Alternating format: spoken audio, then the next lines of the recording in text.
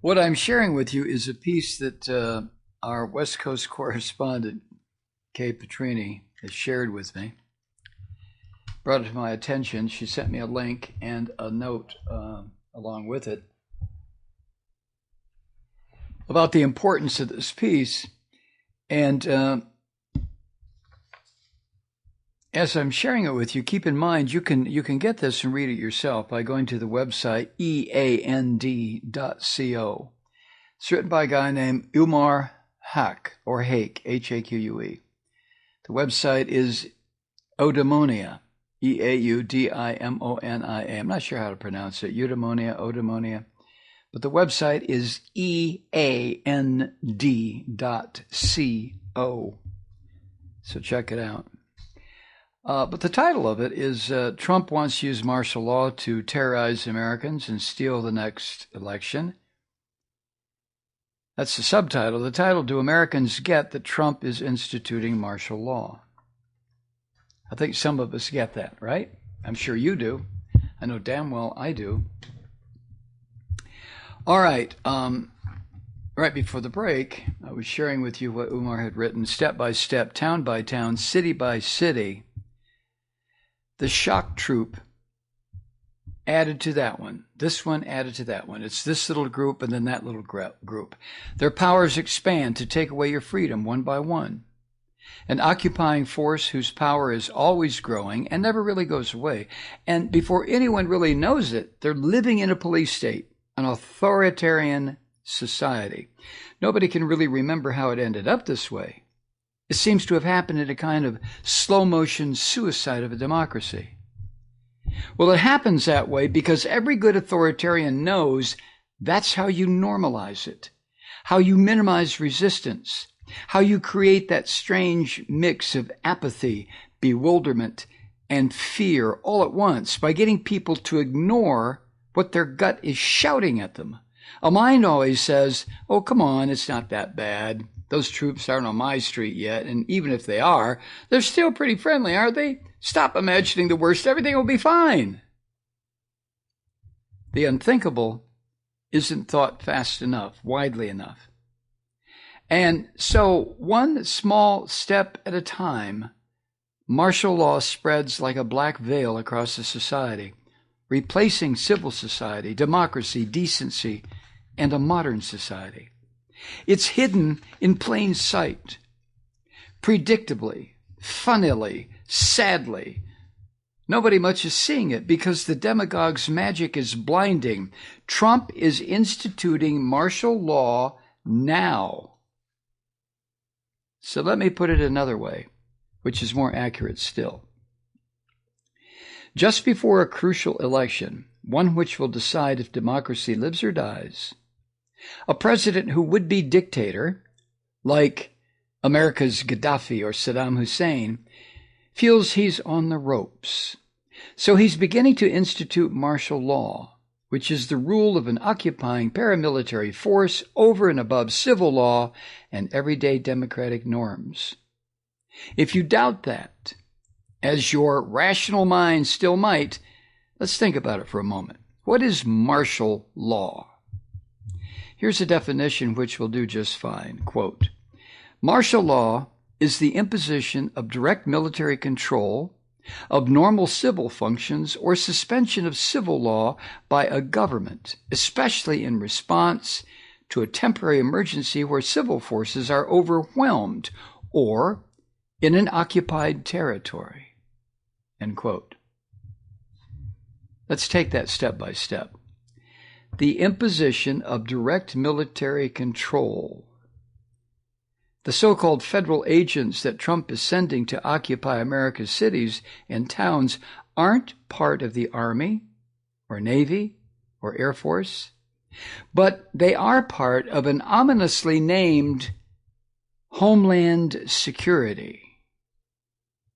If you doubt they're a military, well, what else do you call men wearing camouflage body armor, festooned with heavy weapons, carrying machine guns? If that's not a military, or in this case, a paramilitary, surely the word holds no meaning whatsoever.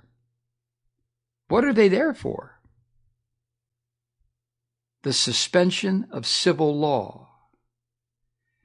Trump's shock troops are shredding the Constitution, not in some abstract, theoretical, Ivy League debate club kind of way, but with violence and brutality on the ground. They wear no badges, are unaccountable to anyone, have the power to abduct people off the streets for no rhyme or reason and take them to God only knows where.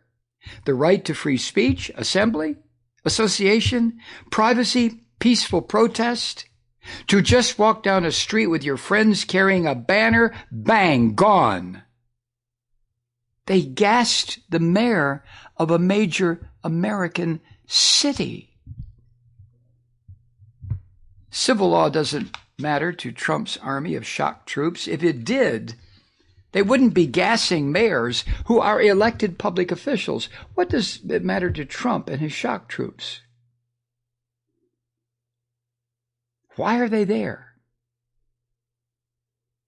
Because there's a so-called temporary emergency? Which one?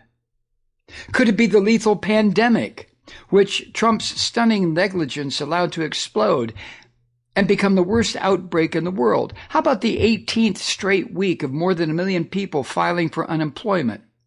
Or the death rate of that pandemic beginning to skyrocket back up. Maybe the millions of Americans who now find themselves falling into disease, poverty, and despair. Those emergencies? No. The emergency that Trump calls law and order. Only there is no breakdown of law and order in America.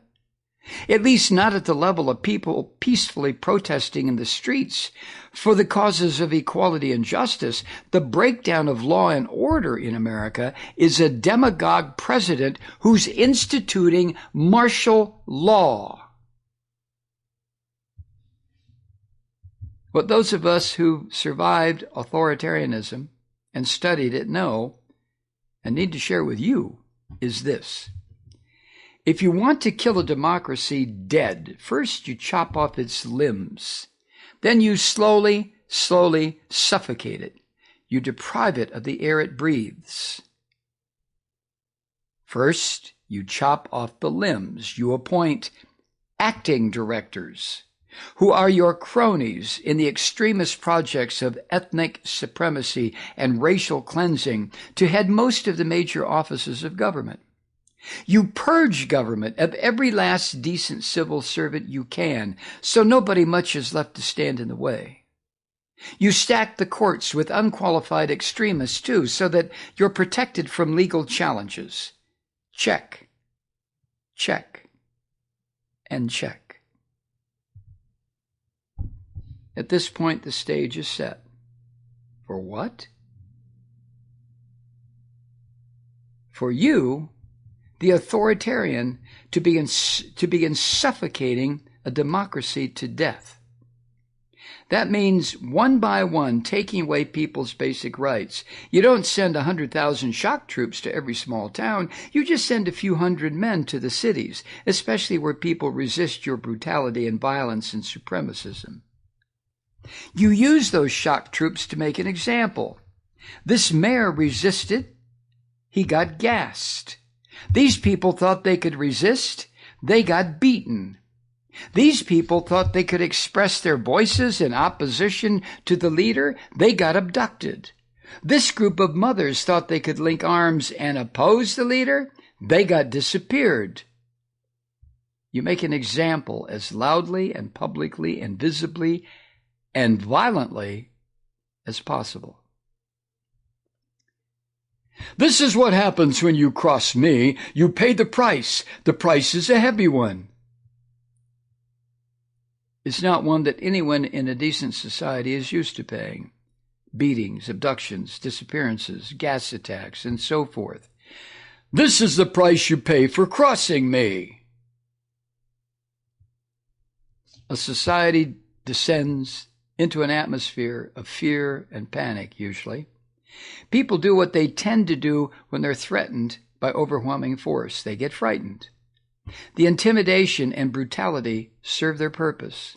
The point of a secret police is now made real, to keep people in check with the authoritarian's wishes, to stifle dissent, to silence, and to frighten. You suffocate a democracy by denying it of the air it breathes, the sweet and pure air of freedom, where people express themselves, especially if they're critics and opponents and dissidents, instead of poisonous miasma of terror, becomes a grim daily reality. Are you going to that protest? Asks one friend. Of course, replies the other. Neither shows up, because who will look after their families if they're abducted, disappeared, gassed, wounded? A society has been terrorized into submission. The authoritarian is now free to obtain what they've always wanted, power. The next election, people stay home. Not enough votes are cast.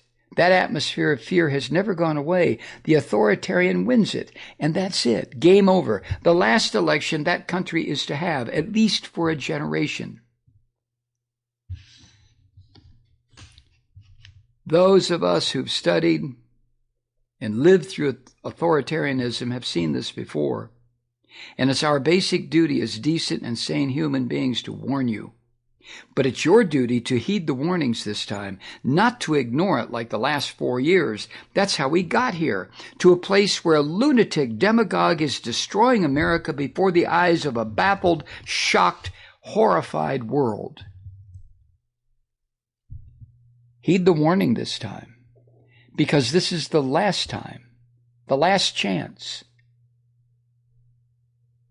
Trump is declaring martial law, the way authoritarians do, stepwise, one small step at a time. Just like you'd choke the life out of someone you really hated if you were a sociopath, slowly, to make sure, to watch the light go out of their eyes and revel in it.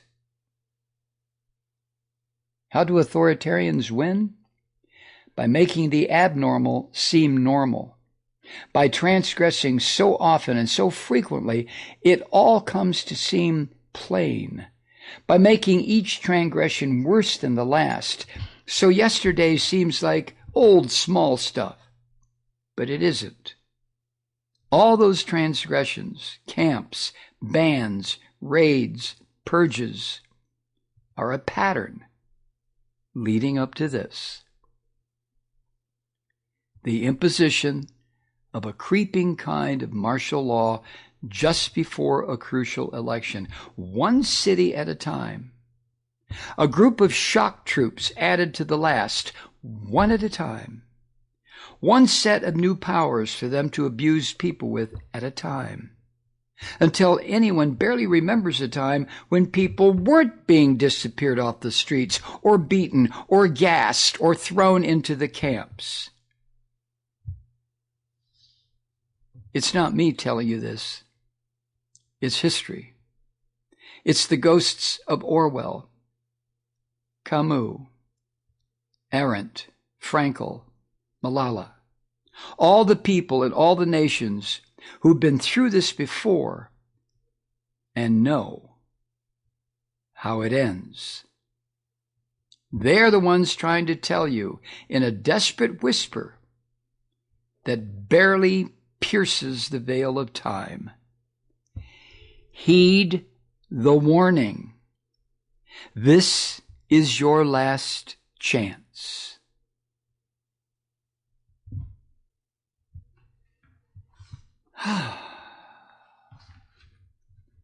Umair Haque, writing at what I believe is his website, where he has other essays that he's written. You need to check it out. Please check it out. Go to eand.co.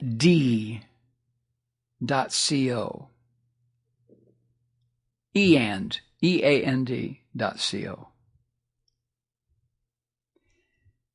And thanks to Kay Petrini, who sent this to me. I guess thanks is the right way to put it. Well, yeah, thank you.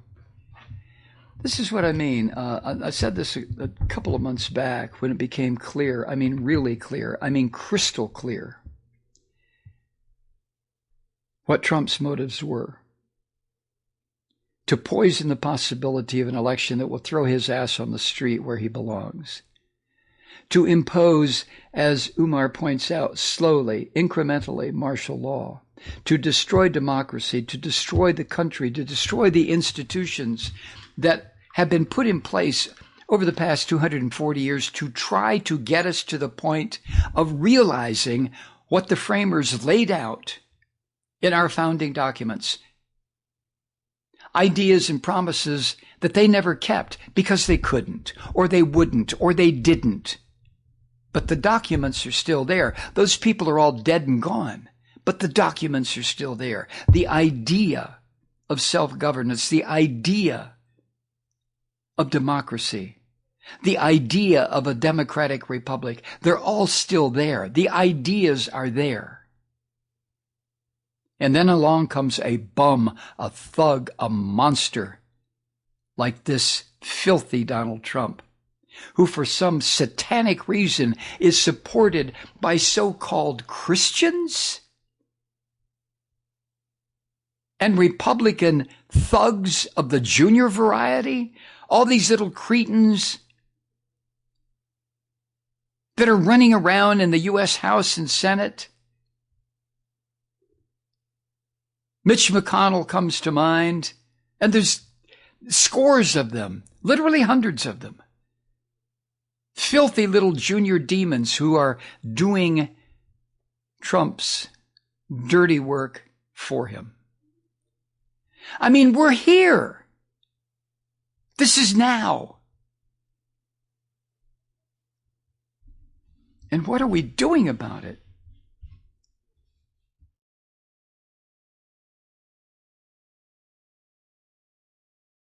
Hi, Truth Seekers. Mike Malloy here. As you know, we've switched formats and are now broadcast exclusively on the Progressive Voices Network.